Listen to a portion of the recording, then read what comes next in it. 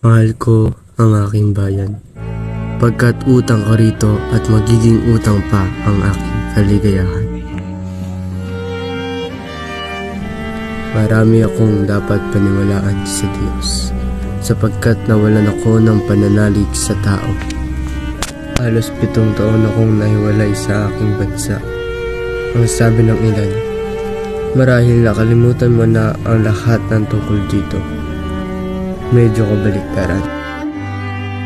Kahit na ang aking bansa ay tila nakalimutan ako, lagi kong iniisip. Ang maging masaya ay hindi nangangahulugang magpakasawa sa kamangmangan. Hindi ang kriminal na pukawin ang puot ng iba, ngunit ang mga taong matapat. Ang mga tao ay hindi nagrereklamo dahil sa wala silang tinig.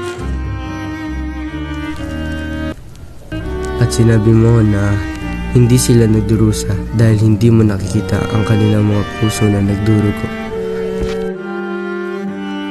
At napansin ko na ang kaunlaran o pagdurusa ng bawat tao ay nasa direktang proporsyon sa mga kalayaan nito o sa pagkiling nito.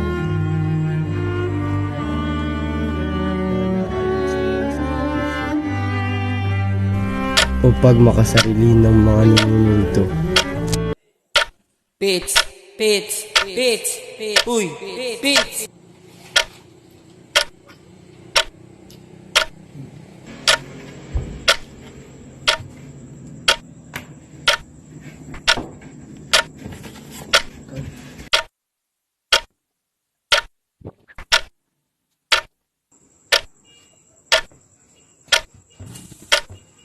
Tila may naiwan ka yata.